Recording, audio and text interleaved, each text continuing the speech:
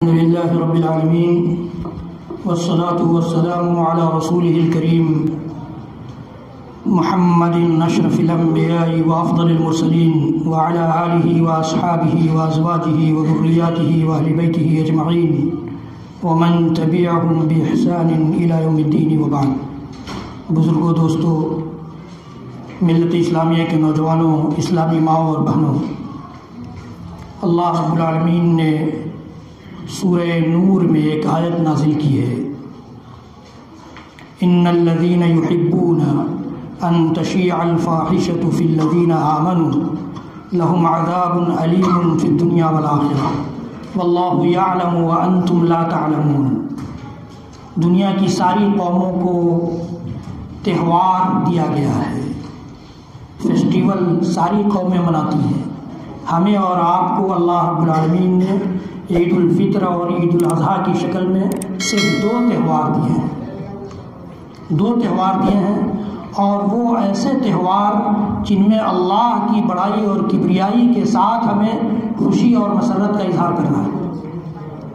اللہ کی بڑائی اور کبریائی کے ساتھ ہی خوشی اور مسرت کا اظہار کرنا. چنانچہ آپ تکبیر پکارتے ہیں عید الفطر میں بھی، عید الاضحیٰ میں بھی، اللہ اکبر لا الہ الا اللہ واللہ اکبر وللہ الحمد. یہ تکبیر اسی لیے اللہ کے نبی صلی اللہ علیہ وسلم نے ان دونوں تہواروں میں سکھلائی ہے کہ ہمیں اللہ کی بڑائی اور کبریائی کا احساس جھکائے رکھے، غرور اور تکبر کے شکار ہم نہ ہو جائیں، فخر و مباحات میں مبتلا نہ ہو جائیں. اس لیے اللہ کے نبی صلی اللہ علیہ وسلم نے سکھلایا. یہ الگ بات ہے کہ ہم ان کلمات کو بولتے تو ہیں لیکن اس کے مفہوم سے ناواقف ہوتے ہیں، لیکن یہ ہیں اللہ کی بڑائی اور کبریائی کے کلمات. اس کے علاوہ تیسرا کوئی تہوار ہمارے دین اور شریعت میں یہ اللہ رب العالمین نے یا رسول اکرم صلی اللہ علیہ وسلم نے نہیں دیا ہے. ہم دوسری قوموں کی رنگینیوں کو دیکھ کر، دوسری قوموں کے چمک دمک والے تہواروں کو دیکھ کر ان سے متاثر ہو جاتے ہیں. جیسے میں نے اس سے پہلے آپ کو بتایا تھا 25 دسمبر بھی ہمارے لوگ منانے لگے ہیں.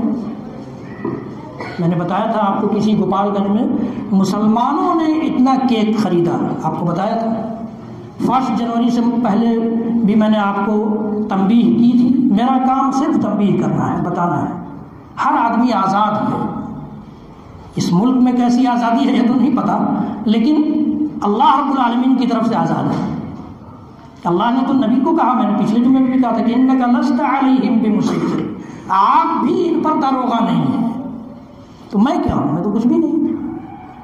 میرا کام صرف تنبیہ کرنا ہے. 1 جنوری سے پہلے بھی میں نے آپ کو تنبیہ کی تھی، اور آج بھی آئندہ 14 فروری کو جو ڈیٹ منایا جاتا ہے، جو بے حیائی والی تاریخ ہے، جو بے شرمی والی تاریخ ہے، جو دوسروں کے کلچر کی پہچان ہے، شناخت ہے، دوسروں سے آئی ہوئی تاریخ ہے، ہمیں کس نے اجازت دی کہ ہم اس میں اس طرح کے کام کریں؟ بے حیائی کے کام کریں، بے شرمی کے کام کریں، فحشکاری کے کام کریں اور اس کو تہوار کے طور پر منائیں؟ یہ کس نے اجازت دی ہے؟ ہمارے والدین نے. اگر والدین نے دی ہیں تو والدین بھی اللہ رب العالمین کیا پکڑے جائیں. ہمارے نوجوانوں سنو، آپ کے لیے یہ باتیں ہیں. اگر ہمارے والدین کے پیسے سے یہ کام ہوتے ہیں تو والدین بھی اللہ رب العالمین کیا پکڑے جائیں گے کہ انہوں نے اپنے بچوں کی تربیت کیسے کی تھی.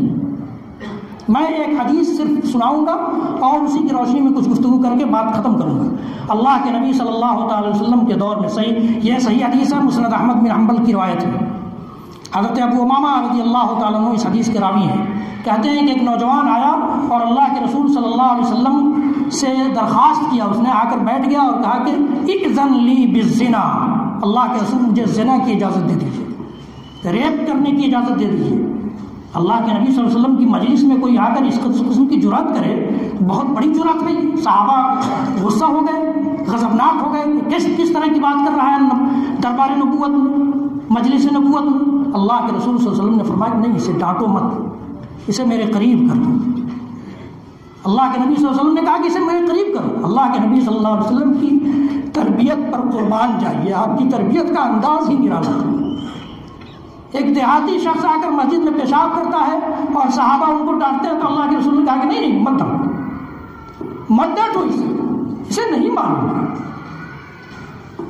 اللہ کے رسول نے کہا کہ اس کو پیشاب کر لینے دیں. اور اس کے بعد کہا کہ اس پر پانی بہا دو، اور اس کو پھر سمجھایا کہ دیکھو یہ مسجد ہے، اللہ کا گھر ہے، یہ اللہ کی عبادت کے لیے، اللہ کی تسبیح و تقدیس کے لیے بنائی گئی ہے، یہاں یہ پیشاب پاخانہ نہیں کیا جاتا ہے۔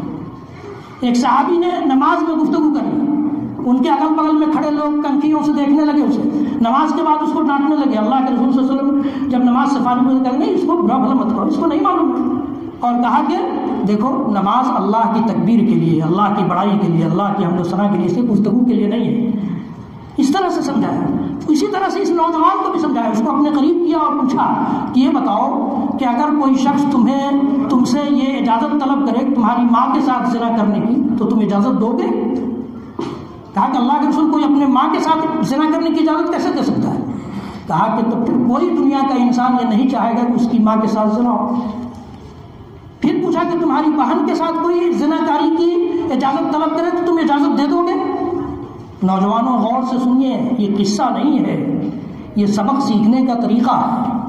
اور کس کے سبق سکھانے کا طریقہ ہے، سبق پڑھانے کا طریقہ ہے؟ اس کائنات میں سب سے افضل ہستی جس کے مقام و مرتبے پر آپ 6-7 جمعوں سے گفتگو سن رہے ہیں، خطبے کا سلسلہ چل رہا ہے۔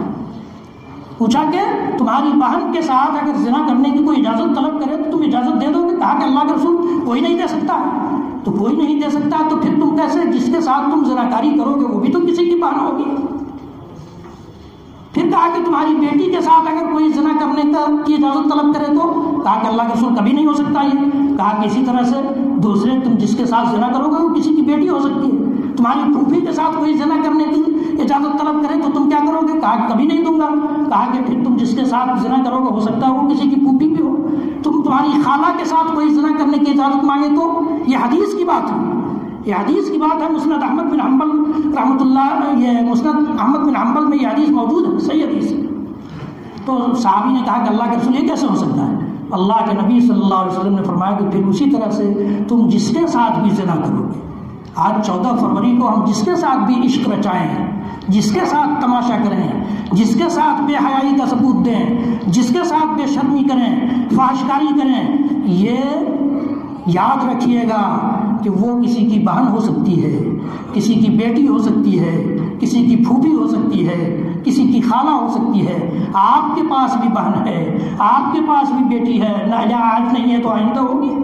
آپ کے پاس بھی ماں ہے، آپ کے پاس بھی پھوپھی ہے، آپ کے پاس بھی خالہ ہے۔ یہ اللہ کے نبی صلی اللہ علیہ وسلم کے سمجھانے کا انداز تھا۔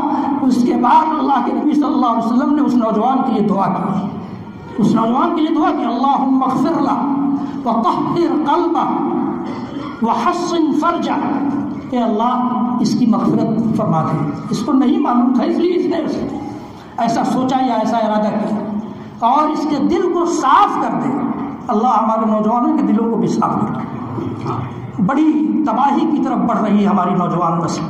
اللہ رب العالمین کی توفیق اگر نہ ملے تو ان کی اصلاح ممکن نہیں لگتی۔ طہر قلبہ، اس کے دل کو اللہ تو صاف کر دے، وحسن فرجہ، اللہ اس کی شرمگاہ کی حفاظت فرما۔ راوی کہتے ہیں ابو امامہ رضی اللہ تعالیٰ عنہ کہ اس نوجوان نے اس دن کے بعد سے کبھی کسی غیر عورت کی طرف نگاہ اٹھا کر نہیں دیکھا۔ یہ حدیث میں نے آپ نوجوانوں کے لیے اسی لیے پیش کی ہے کہ ہماری نگاہ بھی نیچی ہو جائے، ہم شریعت یہی چاہتے ہیں۔ اور چھوڑیے ان رنگینیوں کو، یہ رنگینیاں چند روزہ ہیں، چند سالوں کی ہماری زندگی ہے۔ سال اگر 10 سال کی زندگی بچی ہوگی تو 10-12 آئے گی یہ تاریخ، 20 سال کی زندگی بچی ہوگی تو 20-12 آئے گی، اس کے بعد پھر کیا ہوگا یہ کبھی سوچا ہم نے؟ اس لیے میرے نوجوان بچوں اور بچیوں عزیزوں، یہ دنیا کی رنگینیوں کی طرف مت جاؤ۔ اللہ رب العالمین نے اور ہماری شریعت نے ہماری نفسیات کا، ہماری خواہشات کا پورا حق ہمیں دیا ہے۔ وہ جائز طریقے آپ اپنائیے، والدین کو چاہیے کہ ان کی وقت پر شادی کریں، تاخیر نہ کریں کہ وہ زیادہ دن تک شادی نہیں کرے گا تو زیادہ دن تک ہم کو کما کر دیتا رہے گا۔ یہ فکر بھی لوگوں کے اندر پائی جاتی ہے۔ انا للہ و انا الیہ راجعون۔ اس قدر کمزور ہو گئے ہیں ہم اپنی اولاد کی محبت میں، مال کی محبت میں اولاد کی محبت کو بھی ہم نے بھلا دیا کہ وہ کس طرف جائے گی اولاد، چاہے وہ بیٹا ہو یا بیٹی، کون راستہ اختیار کرے گی اس کی بھی فکر نہیں ہے۔ اور حجاب کے خلاف فیصلہ آتا ہے تو ہم چیخنے لگتے ہیں، اپنے گھر کی خبر نہیں رکھتے۔ اللہ رب العالمین ہم سب کو، خاص طور سے ہمارے نوجوانوں کو صحیح راستہ دکھلا دے۔